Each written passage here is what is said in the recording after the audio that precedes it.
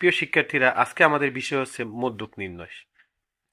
দেখো, এই মদ্যক দুইভাবে নির্ণয় করা যায়। একটা হচ্ছে সারণী থেকে মদ্যক নির্ণয়, আর একটা হচ্ছে উপাত্ত থেকে মদ্যক নির্ণয়। ঠিক আছে, তো আমরা আজকে দুইটি মদ্যক নির্ণয় করব। তো প্রথমে আমরা এই সারণী থেকে মদ্যক নির্ণয় কিভাবে করে সেটা দেখবো। সারণী মানে হচ্ছে তোমার বক্স থেকে মদ্যক নির্ণয়। আর মদ্যক নির্ণয়ের জন্য তোমাদের একটা সূত্র অবশ্যই মুখস্থ করতে হবে। এই সূত্রটি, এই যে মদ্যক L+N/2 - FC × H/FM। এই সূত্র পারলে আর একটু সিস্টেম জানলে তোমরা মদ্যক নির্ণয় করতে পারবে। এটা খুবই সহজ। দেখো, মদ্যক নির্ণয় করতে হলে আমাদেরকে দুইটি ধাপে কাজটা শেষ করতে হবে। প্রথম কাজ হচ্ছে ক্রমযোজিত গণসংখ্যা বের করবে।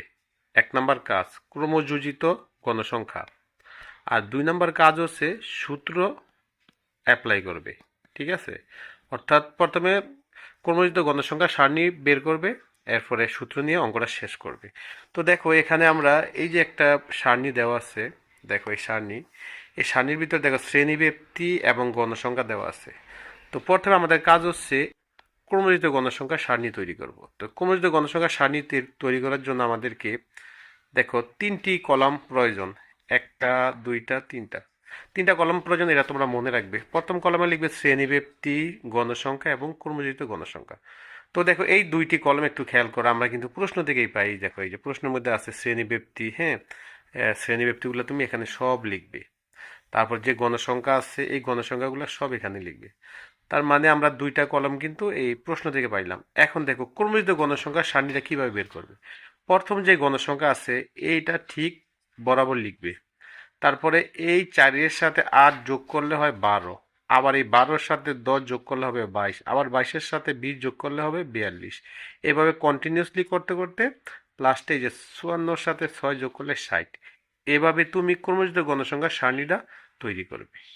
এর পরের ধাপ হচ্ছে আমাদের সূত্র অ্যাপ্লাই। দেখো, সূত্র অ্যাপ্লাইয়ের আগে তোমাকে একটু বাংলা লেখা লিখতে হবে। এখানে খেয়াল করে তুমি, ও এখানে একটু বাংলা লেখা আছে, বাংলা লেখাটুকু তুমি একটু খেয়াল রাখবে।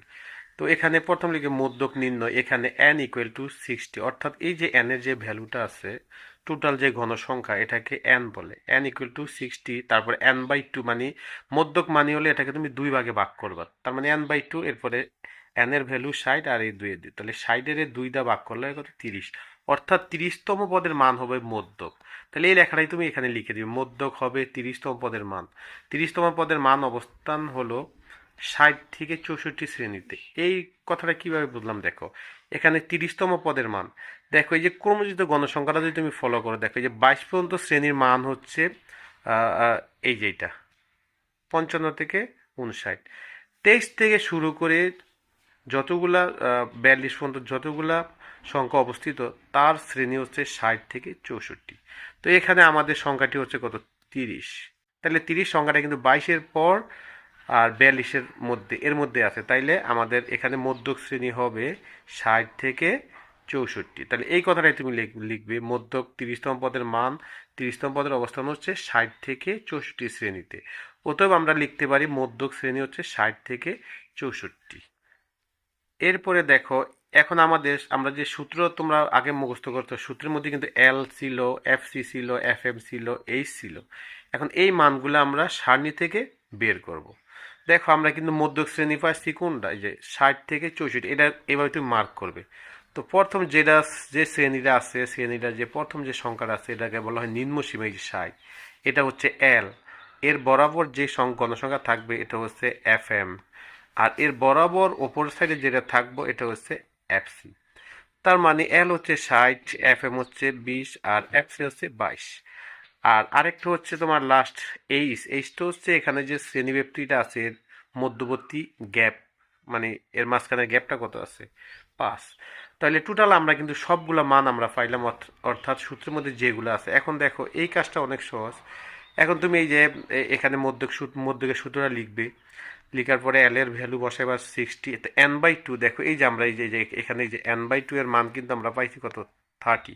তাহলে ডিরেক্ট তুমি n/2 এর মান 30 বসাবে, মাইনাস এফসি, এই যে এফসির মান আছে কত, 22, হ্যাঁ, ইন্টু এরপরে এইচ এর ভ্যালু আছে কত, 5। নিচে কি এফএম, এই যে এফএম এর মান হচ্ছে 20। তো এখানে কাজটা তুমি করবে, এই সাইডে 60 প্লাস এর প্লাস, এখানে দেখো 60 থেকে 22 বিয়োগ করলে 8 থাকে, ইন্টু আর এখানে 5 আর নিচে 20-20। তো এখানে 60 প্লাস, এখানে তুমি এই গুণটা করবে, সবসময় খেয়াল রাখবে গুণটা উপরের সংখ্যার সাথে হবে, এইটের গুণটা 5 8 40 আর নিচে 20-20। তো এই সাইডের সাইড এখন দেখো 40-এর 20 দিয়ে ভাগ করলে 2, তো 60 আর 2 যোগ করলে হয় 62। তাহলে এইভাবে আমরা মধ্যক খুব সহজে নির্ণয় করতে পারবো। আশা করি তোমরা মধ্যকটা বুঝছো। এখন আমাদের বিষয় হচ্ছে উপাত্ত থেকে কিভাবে মধ্যক নির্ণয় করে। ঠিক আছে, তো দেখো আমরা এখন এই যে এখানে আমি লিখে দিয়েছি যে মধ্যক নির্ণয় জোড় সংখ্যা। মধ্যক উপাত্ত থেকে মধ্যক আবার দুই ধরনের, একটা হচ্ছে জোড়, একটা হচ্ছে বিজোড়। দেখো আমরা যদি প্রথমে জোড়েরটা দেখি, দেখো এখানে যে একটা তথ্য দেওয়া আছে, দেখো 30 জন শিক্ষার্থী, তার মানে এখানে টোটাল 30টা উপাত্ত বা 30টা সংখ্যা আছে, তাহলে 30 সংখ্যাটা কিন্তু জোড়। তার মানে এখানে উপাত্ত থেকে জোড়ের মধ্যক জানো। তো জোড়ের মধ্যকের একটা সূত্র আছে, অবশ্যই তুমি এই সূত্রটা পড়বে, যে জোড়ের মধ্যকের সূত্র হচ্ছে এটা, n/2 তম পদ প্লাস n/2 প্লাস 1 তম পদ বাই 2। জোড় সংখ্যার মধ্যক যখন মানে বের করবে, তখন তুমি এই সূত্রের সাহায্যে বের করবে। দেখো এখন আমরা এখান থেকে আমরা এর সমাধান কিভাবে করব। মনে করে এটা একটা প্রশ্ন, এটার ভিতরে 30টা সংখ্যা থাকতে পারে, 10টা সংখ্যা থাকতে পারে। হ্যাঁ, তো জোড় সংখ্যা আকারে থাকলে প্রথম কাজ হচ্ছে নম্বরগুলিকে বা সংখ্যাগুলো ঊর্ধ্বক্রম অনুসারে সাজিয়ে পায়, অর্থাৎ এই সমস্ত সংখ্যাগুলিকে তুমি ছোট থেকে বড় সাজাইবা। এই যে সাজাইছে এখানে, এটা আশা করি সমস্যা হবে না। তারপরে লিখবে এখানে n = 30, অর্থাৎ এখানে যে সংখ্যাগুলো আছে টোটাল কয়টা সংখ্যা আছে, ওই সংখ্যা n মানে হলো 30টা। তা 30 সংখ্যাটা কি জোড় না বিজোড়? অবশ্যই জোড়। তাহলে এই জোড় আমরা এখানে উল্লেখ করব, দেন এখানে মধ্যকের সূত্র বসাইব।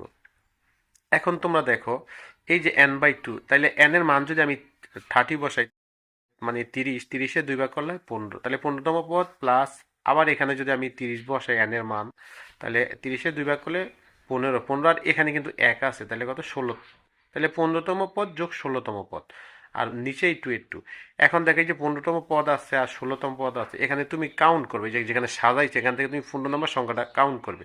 কাউন্ট করে দেখবে এখানে 1 2 3 4 5 6 7 8 9 10 11 12 13 14 15, এই দেখো 15 নম্বর সংখ্যাটা কিন্তু 64, এই যে 15তম পদের মান হচ্ছে 64। এরপর 16তম পদ, 16তম মান হচ্ছে 66।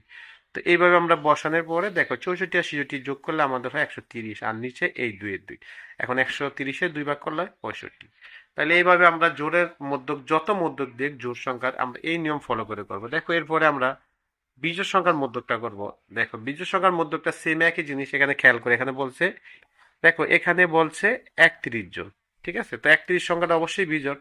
তো প্রথম সেম তোমরা আগের মতো কাজটি করবে, এখানে লিখবে নম্বরগুলিকে ঊর্ধ্বক্রমে সাজিয়ে, আবার সেম ছোট থেকে বড় সাজিয়ে লিখবে।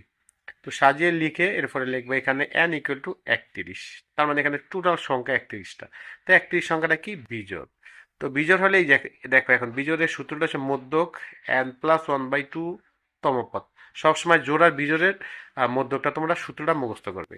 তো যখন জোড়ের সূত্র যাবে তখন জোড় সংখ্যা থাকবে, তখন জোড়ের সূত্র নেবে, বিজোড় হলে বিজোড়ের সূত্র নেবে। তো দেখো এখানে n হচ্ছে কত, n হচ্ছে 31, তাহলে 31 বসাইলে +1 এর +1, নিচে 2 এর 2, তম পদ। তো এখন 31-এর আর 1 যদি আমরা যোগ করি তাহলে 32, তাহলে 32-এর 2 ভাগ করলে কত 16, তাহলে আমি মানে তাহলে এখানে কি দাঁড়ালো 16তম পদ। তাহলে 16তম পদ কত আছে আমরা এখান থেকে কাউন্ট করবো, 1 2 3 4 5 6 7 8 9 10 11 12 13 14 15 16, এই দেখো 16তম পদ হচ্ছে কত 66, তাহলে এটার মান ডিরেক্ট আইসা পড়বো 66। তাহলে এটি হচ্ছে আমাদের মধ্যক। এখন তোমরা এই দুইটা কাজ তোমরা করতে পারো, এই দুইটা কাজ তোমরা করে দেখাইতে পারো।